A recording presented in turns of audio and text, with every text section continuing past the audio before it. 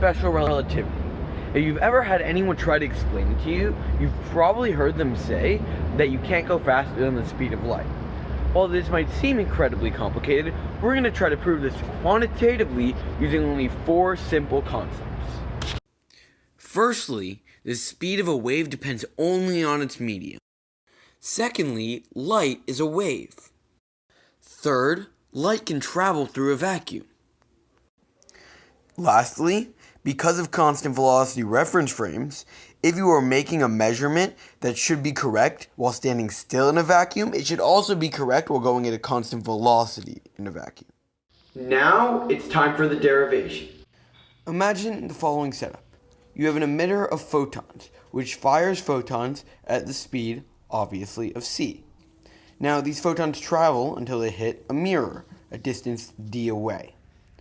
Let's say it takes time t for the photon to get to the mirror and back. Well then, t is equal to 2 times the distance divided by c. Now let's imagine a slightly different situation. We still have the emitter and the mirror distance d away. However, now both the mirror and the emitter are moving with some speed v to the right. Now let's say that capital T is the amount of time it takes for the photon to get to the mirror and back. Well, at time t equals capital T over 2 and time t equals capital T, the setup will have moved over to the right side, like so. The photon is still moving at speed c in between the 2 mirrors. But now it's moving, compared to us standing still on the ground, in a different direction. Now, what we know about this different direction is that its horizontal component is equal to the speed v that the setup is moving to the right to. And let's call the vertical component cv. The capital T is going to be equal to 2 times the distance divided by cv now.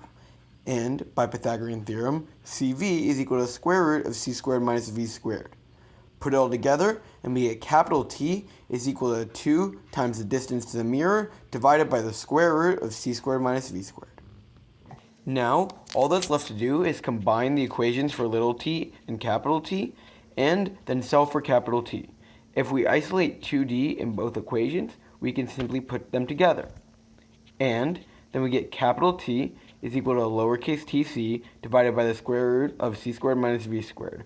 Or, as it's more commonly written, capital T is equal to lowercase t divided by the square root of 1 minus v squared over c squared.